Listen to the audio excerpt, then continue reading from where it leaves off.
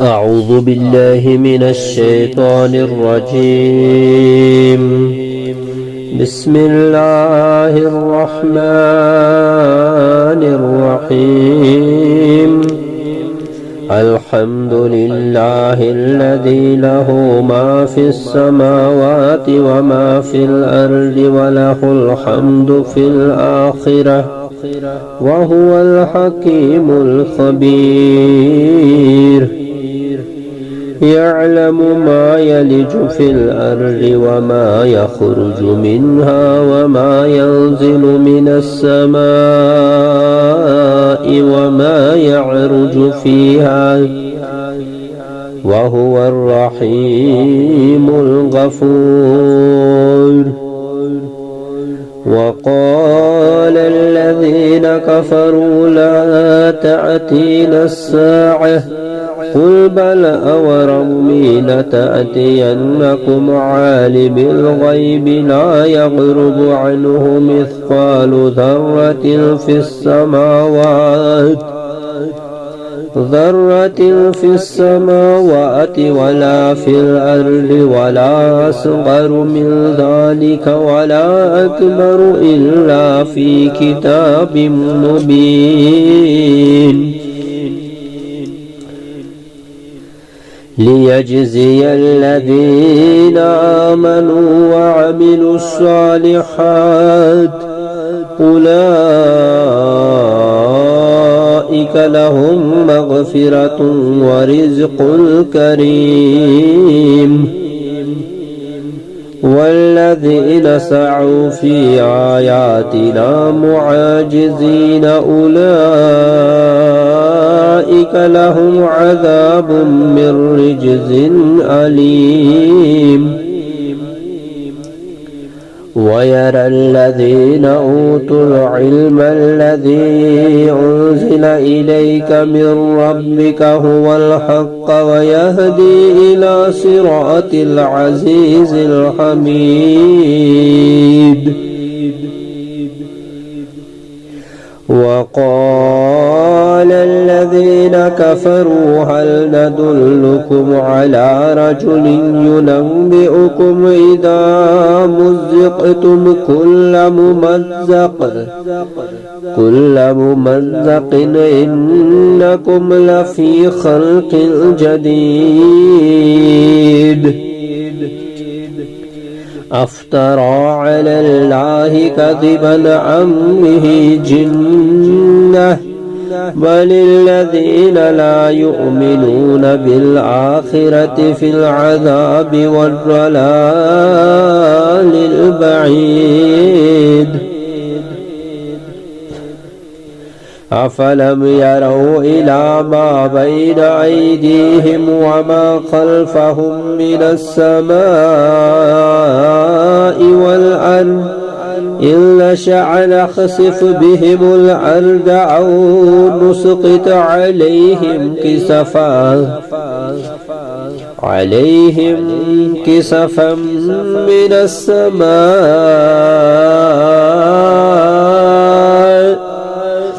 إن في ذلك لآية لكل عبد منيب. شروع اللہ کے نام سے جو بڑا مہربان نہایت رحم کرنے والا ہے۔ تمام تعریف اللہ ہی کے لیے ہے جس کا وہ سب کچھ ہے جو آسمانوں میں ہے اور جو زمین میں ہے، اور آخرت میں بھی حمد اسی کے لیے ہے، اور وہ نہایت حکمت والا باخبر ہے۔ وہ جانتا ہے جو کچھ زمین میں داخل ہوتا ہے اور جو کچھ اس سے نکلتا ہے، اور جو کچھ آسمان سے اترتا ہے اور جو کچھ آسمان میں چڑھتا ہے، اور وہ نہایت رحم کرنے والا بہت بخشنے والا ہے۔ اور کافروں نے کہا ہم پر قیامت نہیں آئے گی۔ کہہ دیجئے کیوں نہیں؟ میرے عالم الغیب رب کی قسم بلا شبہ وہ تم پر ضرور آئے گی۔ آسمانوں میں اور زمین میں ذرہ برابر کوئی چیز بھی اس سے چھپی نہیں رہ سکتی، اور ذرے سے چھوٹی اور بڑی کوئی چیز ایسی نہیں جو واضح کتاب لوح محفوظ میں درج نہ ہو، تاکہ اللہ ان لوگوں کو جزا دے جو ایمان لائے اور انہوں نے نیک عمل کیے۔ وہی لوگ ہیں جن کے لیے مغفرت اور باعزت روزی ہے، اور جن لوگوں نے ہماری آیتوں میں ہمیں عاجز کرنے کی کوشش کی انہی لوگوں کے لیے سخت ترین دردناک عذاب ہے۔ اور جن لوگوں کو علم دیا گیا وہ جانتے ہیں کہ جو کچھ آپ کی طرف آپ کے رب کی طرف سے نازل کیا گیا ہے وہ برحق ہے، اور وہ اللہ غالب تعریف والے کے راستے کی طرف رہنمائی کرتا ہے۔ اور کافروں نے کہا کیا ہم تمہیں ایک ایسا شخص بتائیں جو تمہیں یہ خبر دیتا ہے کہ جب تم بالکل ہی پارا پارا کر دیے جاؤ گے تو بے شک تم از سر نو پیدا کیے جاؤ گے۔ کیا اس نے اللہ پر جھوٹ گھڑا ہے یا اسے جنون لاحق ہے؟ قطعاً نہیں، بلکہ جو لوگ آخرت پر ایمان نہیں رکھتے وہ عذاب سے دور کی گمراہی میں پڑے ہیں۔ بلکہ جو لوگ آخرت پر ایمان نہیں رکھتے وہ عذاب اور دور کی گمراہی میں پڑے ہوئے ہیں۔ پھر کیا انہوں نے اپنے آگے اور پیچھے آسمان و زمین کی طرف نہیں دیکھا؟ اگر ہم چاہیں تو انہیں زمین میں دسا دے یا ہم ان پر آسمان کے ٹکڑے گرا دیں، بلا شبہ اس میں ہر رجوع کرنے والے بندے کے لیے ضرور ایک نشانی ہے۔ وَلَقَدْ آتَيْنَا دَاوُودَ مِنَّا فَضْلًا يَا جِبَالُ أَوِّبِي مَعَهُ وَالطَّيْرَ وَأَلَنَّا لَهُ الْحَدِيدَ أَنِ اعْمَلْ سَابِغَاتٍ وَقَدِّرْ فِي السَّرْدِ وَاعْمَلُوا صَالِحًا إِنِّي بِمَا تَعْمَلُونَ بَصِيرٌ وَلِسُلَيْمَانَ الرِّيحَ غُدُوُّهَا شَهْرٌ وَرَوَاحُهَا شَهْرٌ وَأَسَلْنَا لَهُ عَيْنَ الْقِطْرِ وَمِنَ الْجِنِّ مَن يَعْمَلُ بَيْنَ يَدَيْهِ بِإِذْنِ رَبِّهِ وَمَن يَزِغْ مِنْهُمْ عَنْ أَمْرِنَا نُذِقْهُ مِنْ عَذَابِ السَّعِيرِ يَعْلَمُونَ لَهُ مَا يَشَاءُ مِنْ مَحَارِيبَ وَتَمَاثِيلَ وَجِفَانٍ كَالْجَوَابِ وَقُدُورِ الرَّاسِيَاتِ اعْمَلُوا آلَ دَاوُودَ شُكْرًا وَقَلِيلٌ مِّنْ عِبَادِيَ الشَّكُورُ فَلَمَّا قَضَيْنَا عَلَيْهِ الْمَوْتَ مَا دَلَّهُمْ عَلَى مَوْتِهِ إِلَّا دَابَّةُ الْأَرْضِ تَأْكُلُ مِنْ سَأَتِهِ فَلَمَّا خَرَّ تَبَيَّنَتِ الْجِنُّ أَن لَّوْ كَانُوا يَعْلَمُونَ الْغَيْبَ مَا لَبِثُوا فِي الْعَذَابِ الْمُهِينِ لَقَدْ كَانَ لِسَبَإٍ فِي مَسْكَنِهِمْ آيَةٌ جَنَّتَانِ عَنْ يَمِينٍ وَشِمَالٍ كُلُوا مِنْ رِزْقِ رَبِّكُمْ وَاشْكُرُوا لَهُ بَلْدَةٌ طَيِّبَةٌ وَرَبٌّ غَفُورٌ فَأَعْرَضُوا فَأَرْسَلْنَا عَلَيْهِمْ سَيْلَ الْعَرِمِ وَبَدَّلْنَاهُمْ بِجَنَّتِهِمْ جَنَّتَيْنِ ذَوَاتَيْ أُكُلٍ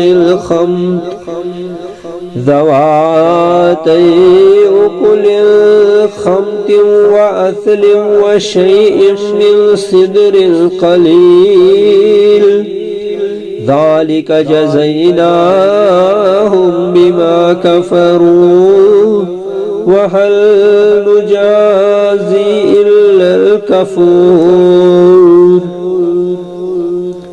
وَجَعَلْنَا بَيْنَهُمْ وَبَيْنَ الْقُرَى الَّتِي بَارَكْنَا فِيهَا قُرًى ظَاهِرَةً وَقَدَّرْنَا فِيهَا السَّيْرَ سِيرُوا فِيهَا لَيَالِيَ وَأَيَّامًا عَامِرِينَ فقالوا ربنا باعد بين أسفارنا وظلموا أنفسهم فجعلناهم أحاديث ومزقناهم كل ممزق إن في ذلك لآيات لكل صبار شكور ولقد صدق عليهم إبليس ظنه فاتبعوه إلا فريقا من المؤمنين وما كان له عليهم من سلطان إلا لنعلم من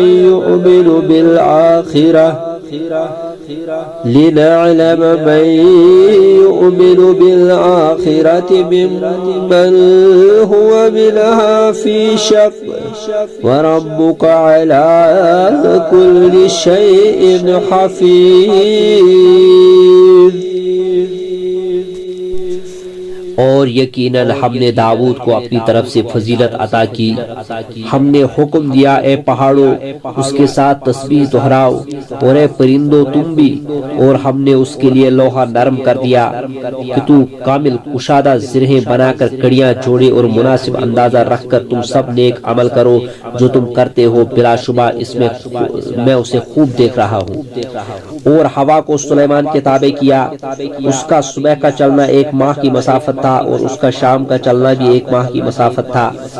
اور ہم نے اس کے لیے پگھلے ہوئے تانبے کا چشمہ بہا دیا اور کچھ جن اس کے تابع کر دیے جو اس کے سامنے اس کے رب کے حکم سے کام کرتے تھے، اور ان میں سے جو ہمارے حکم کی سرکشی کرتا تو ہم اسے خوب بھڑکتی آگ کا عذاب کا مزہ چکھاتے. سلیمان جو چاہتا جن اس کے لیے وہی بنا دیتے، مثلا عالی شان عمارتیں اور تصویریں اور حوضوں جیسے بڑے بڑے لگن اور ایک ہی جگہ چولوں پر جمی ہوئی دیگیں. اے آل داؤد شکرانے کے طور پر نیک عمل کرو اور میرے بندوں میں سے شکر گزار تھوڑی ہی ہے. پھر جب ہم نے سلیمان پر موت کا فیصلہ نافذ کیا تو جنوں کو جن کے کیڑے کے سوا کسی چیز نے بھی سلیمان کی موت کی اطلاع نہ دی، وہ اس کی لاٹھی کو کھاتا رہا.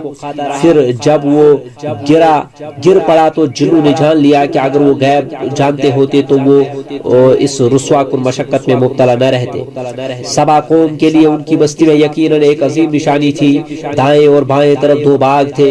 ہم نے کہا تم اپنے رب کا رزق کھاؤ اور اس کا شکر ادا کرو، یہ پاکیزہ شہر ہے اور رب بڑا بخشنے والا ہے. پھر انہوں نے جب ہدایات سے منہ موڑا تو ہم نے ان پر بند ڈیم کا سیلاب بھیج دیا، اور ان کے دونوں باغوں کے بدلے میں ہم نے انہیں 2 ایسے باغ دیے جو بدمزہ پھل بکثرت جھاؤ اور کچھ بیریوں والے تھے. یہ ہم نے انہیں ان کی ناشکری کی سزا دی اور ہم ناشکروں کو ہی سزا دیتے ہیں. اور ہم نے ان اہل سبا اور ان کی بستیوں کے درمیان جن میں ہم نے برکت رکھی تھی کئی بستیاں باہم متصل سر راہ آباد کر رکھی تھی، اور ان میں ہم نے چلنے آنے جانے کی منزلیں مقرر کر رکھی تھی. ہم نے کہا تم ان راتوں اور دنوں کو امن سے سفر کرو. پھر انہوں نے کہا اے ہمارے رب ہمارے سفروں میں دوریاں پیدا کر دے، اور انہوں نے اپنے آپ پر ظلم کیا، چنانچہ ہم نے انہیں افسانے بنا ڈالا اور مکمل طور پر ٹکڑے ٹکڑے کر دیا. بلا شبہ اس میں ہر صابر و شاکر کے لیے عظیم نشانیاں ہیں. اور ابلیس نے ان کے متعلق اپنا خیال یقیناً سچ کر دکھایا، چنانچہ مومنوں کی ایک جماعت کے سوا سب نے اس کا اتباع کیا. اور اس ابلیس کا ان پر کوئی زور نہ تھا مگر اس لیے کہ ہم اسے جان لے جو آخرت پر ایمان رکھتا ہے، ان میں سے جو آخرت کے متعلق شک میں ہے، اور آپ کا رب ہر چیز پر خوب نگہبان ہے. قل ادعوا الذين زعمتم من دون الله لا يملكون مثقال ذرة في السماوات ولا في الأرض وما لهم فيهما من شرك وما له منهم من ظهير ولا تنفع الشفاعة عنده إلا لمن أذن له حتى إذا فزع عن قلوبهم قالوا ماذا قال ربكم قالوا الحق وهو العلي الكبير قل من يرزقكم من السماوات والأرض قل الله وإنا أو إياكم لعلى هدى أو في ضلال مبين قل لا تسألون عما أجرمنا ولا نسأل عما تعملون قل يجمع بيننا ربنا ثم يفتح بيننا بالحق وهو الفتاح العليم قل أروني الذين ألحقتم به شركاء كلا بل هو الله العزيز الحكيم وما أرسلناك إلا كافة للناس بشيرا ونذيرا ولكن أكثر الناس لا يعلمون ويقولون متى هذا الوعد إن كنتم صادقين قل لكم ميعاد يوم لا تستأخرون عنه ساعة ولا تستقدمون اے نبی صلی اللہ علیہ وسلم آپ کہہ دیجئے انہیں پکارو جنہیں تم اللہ کے سوا معبود خیال کیا ہے وہ آسمانوں اور زمینوں میں ذرہ برابر اختیار نہیں رکھتے اور نہ ان کا ان دونوں میں کوئی حصہ ہے اور نہ ان میں سے کوئی اللہ کا مددگار ہی ہے اور اس کے ہاں صرف اس شخص کی سفارش نفع دے گی جسے اللہ اجازت دے گا حتیٰ کہ جب ان کے دلوں سے گھبراہٹ دور کر دی جاتی ہے تو باہم کہتے ہیں تمہارے رب نے کیا کہا وہ کہتے ہیں حق سچ کہا اور وہ بہت بلند بہت بڑا ہے کہہ دیجئے تمہیں آسمانوں اور زمین سے کون رزق دیتا ہے کہہ دیجئے اللہ ہی اور بلا شبہ ہم یا تم ہدایت پر ہے یا کھلی گمراہی پر کہہ دیجئے جو ہم نے جرم کیا تم سے اس کی بابت نہیں پوچھا جائے گا اور نہ ہم سے اس کی بابت پوچھا جائے گا جو تم عمل کرتے ہو کہہ دیجئے ہمارا رب ہم سب کو جمع کرے گا پھر وہ ہمارے درمیان حق کے ساتھ فیصلہ کرے گا اور وہی ہے بہتر فیصلہ کرنے والا خوب جاننے والا کہہ دیجئے تم مجھے وہ معبود دکھاؤ جنہیں تم نے شریک ٹھہرا کر اللہ کے ساتھ ملا دیا ہے ایسا ہرگز نہیں بلکہ وہی اللہ غالب خوب حکمت والا ہے اور ہم نے آپ کو تمام انسانوں کے لیے بشارت دینے والا اور ڈرانے والا ہی بنا کر بھیجا ہے لیکن اکثر لوگ نہیں جانتے اور وہ کہتے ہیں اگر تم سچے ہو تو یہ وعدہ کب پورا ہوگا کہہ دیجئے تمہارے لیے ایک ایسے دن کا وعدہ ہے کہ نہ تم اس میں سے گھڑی پیچھے رہ سکو گے اور نہ تم آگے بڑھ سکو گے وقال الذين كفروا لن نؤمن بهذا القرآن ولا بالذي بين يديه ولو ترى إذ الظالمون موقوفون عند ربهم يرجع بعضهم إلى بعض القول يقول الذين استضعفوا للذين استكبروا لولا أنتم لكنا مؤمنين قال الذين استكبروا للذين استضعفوا أنحن صددناكم عن الهدى بعد إذ جاءكم بل كنتم مجرمين وقال الذين استضعفوا للذين استكبروا بل مكر الليل والنهار إذ تأمروننا أن نكفر بالله ونجعل له أندادا وأسروا الندامة لما رأوا العذاب وجعلنا الأغلال في أعناق الذين كفروا هل يجزون إلا ما كانوا يعملون وما أرسلنا في قرية من نذير إلا قال مترفوها إنا بما أرسلتم به كافرون وقالوا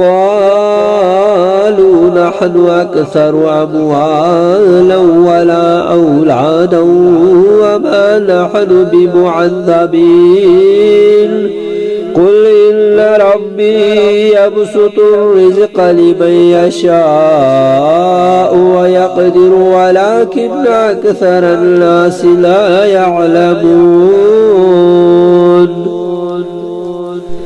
اور جن لوگوں نے کفر کیا انہوں نے کہا ہم اس قرآن پر ہرگز ایمان نہیں لائیں گے اور نہ ان کتابوں پر جو اس سے پہلے کی ہیں. اور اے نبی کاش آپ دیکھیں جب ظالم لوگ اپنے رب کے سامنے کھڑے کیے جائیں گے اس حال میں کہ وہ ایک دوسرے کو الزام دے رہے ہوں گے. اور جو لوگ دنیا میں کمزور سمجھے جاتے تھے وہ ان لوگوں سے کہیں گے جو تکبر کرتے تھے اگر تم نہ ہوتے تو یقیناً ہم مومن ہوتے.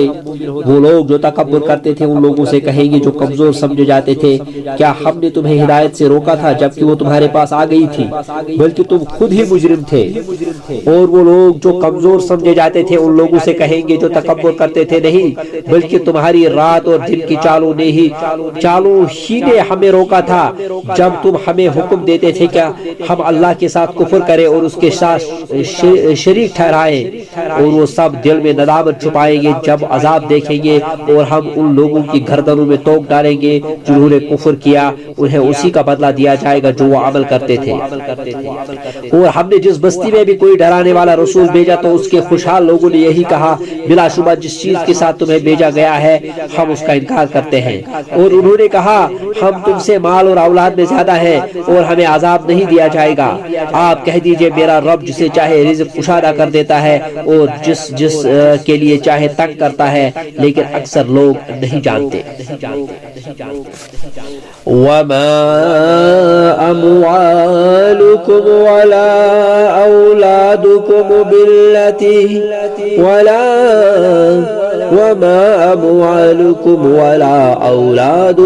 بالتي تقربكم عندنا زلفى إلا من آمن وعمل صالحا فأولئك لهم جزاء الضعف بما عملوا وهم في الغرفات آمنون. والذين يسعون في آياتنا معاجزين أولئك في العذاب مهجرون. قل إن ربي يبسط الرزق لمن يشاء من عباده ويقدر له وما أنفقتم من شيء فهو يخلفه وهو خير الرازقين. ويوم يحشرهم جميعا ثم يقول للملائكة أهؤلاء إياكم كانوا يعبدون قالوا سبحانك أنت ولينا من دونهم بل كانوا يعبدون الجن أكثرهم بهم مؤمنون. فاليوم لا يملك بعضكم لبعض نفعا ولا ضرا ونقول للذين ظلموا ذوقوا عذاب النار التي كنتم بها تكذبون.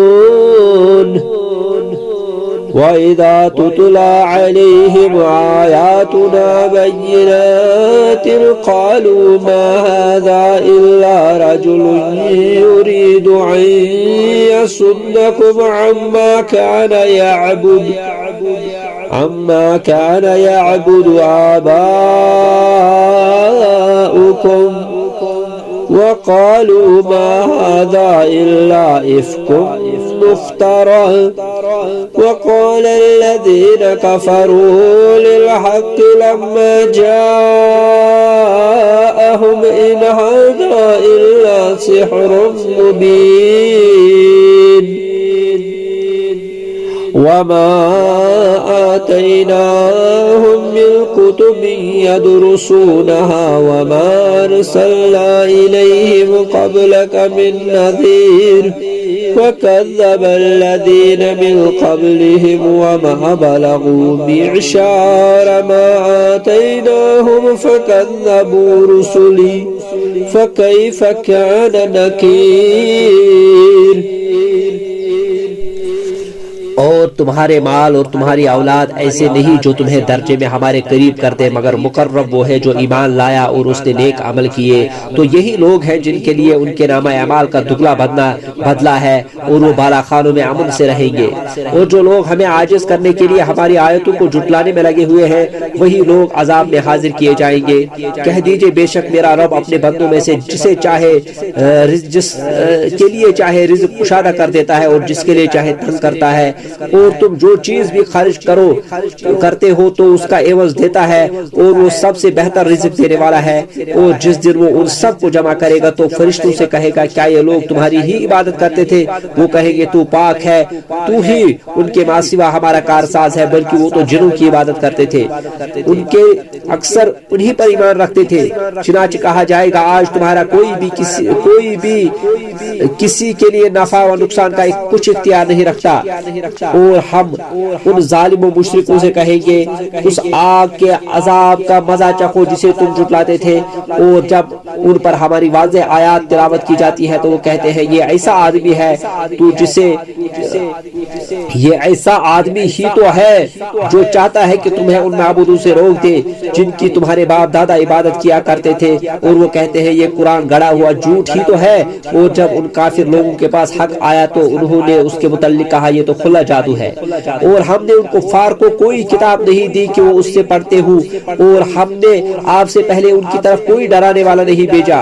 اور ان سے پہلے ان لوگوں نے بھی حق کو جھٹلایا تھا جبکہ یہ تو اس کے 10ویں حصے کو بھی نہیں پہنچے جو ہم نے ان کو دیا تھا. پھر انہوں نے میرے رسولوں کو جھٹلایا تو کیسا ہوا ان پر میرا عذاب. قل انما اعظكم بواحدة ان تقوموا لله مثنى وفرادا ثم تتفكروا ما بصاحبكم من جنة إن هو إلا نذير لكم بين يدي عذاب شديد. قل ما سألتكم من أجر فهو لكم إن أجري إلا على الله وهو على كل شيء شهيد. قل إن ربي يقذف بالحق علام الغيوب. قل جاء الحق وما يبدع الباطل وما يعيد. قل إن ضللت فإنما أضل على نفسي وإن اهتديت فبما يوحي إلي ربي إنه سميع قريب. ولو ترى إذ فزعوا فلا فوت وأخذوا من مكان قريب وقالوا آمنا به وأنى لهم التناوش من مكان بعيد. وقد كفروا به من قبل ويقذفون بالغيب من مكان بعيد وحيل بينهم وبين ما يشتهون كما فعل بأشياعهم من قبل إنهم كانوا في شك مريب. کہہ دیجئے بس میں تو تمہیں ایک بات کی نصیحت کرتا ہوں کہ تم اللہ کے لیے دو دو اور ایک ایک کھڑے ہو جاؤ، پھر تم غور و فکر کرو، تمہارے ساتھی میں کوئی دیوانگی کی بات نہیں، وہ تو صرف تمہیں ایک سخت عذاب کے آنے سے پہلے ڈرانے والا ہے۔ آپ کہہ دیجئے میں نے تم سے کوئی صلہ مانگا ہو تو تمہارے لیے ہے، میرا صلہ تو اللہ کے ذمہ ہے، وہ تو ہر شے پر شاہد ہے۔ کہہ دیجئے بلا شبہ میرا رب ہی پیغمبر پر حق بات القا کرتا ہے، وہ غیب خوب جانتا ہے۔ آپ کہہ دیجئے حق آ گیا اور باطل نہ پہلی بار ابھرا تھا اور نہ دوبارہ ابھرے گا۔ کہہ دیجئے اگر میں بہکا ہوا ہوں تو بلا شبہ میرے بہکنے کا وبال مجھی پر ہوگا، اور اگر میں ہدایت پر ہوں تو یہ اس وحی کی وجہ سے ہے جو میرا رب میری طرف وحی کرتا ہے۔ بے شک وہ خوب سننے والا نہایت قریب ہے۔ اور کاش آپ دیکھیں جب وہ گھبرائے ہوئے ہوں گے تو وہ بھاگ کر بچ نہ سکیں گے، اور وہ قریب ہی کی جگہ میں پکڑ لیے جائیں گے، اور وہ کہیں گے ہم اب اس پر ایمان لائے ہیں، اور ان کے لیے اتنی دور کی جگہ سے ایمان کا حصول کہاں ممکن ہوگا، حالانکہ اس سے پہلے دنیا میں وہ منکر تھے اور دور کی جگہ سے بن دیکھے ہی اٹکل کے تیر پھینکتے رہے، اور ان کی چاہتوں کے درمیان آڑ حائل کر دی جائے گی جیسے اس سے پہلے ان جیسوں کے ساتھ کیا گیا تھا۔ بلا شبہ وہ تردد میں ڈالنے والے شک میں تھے۔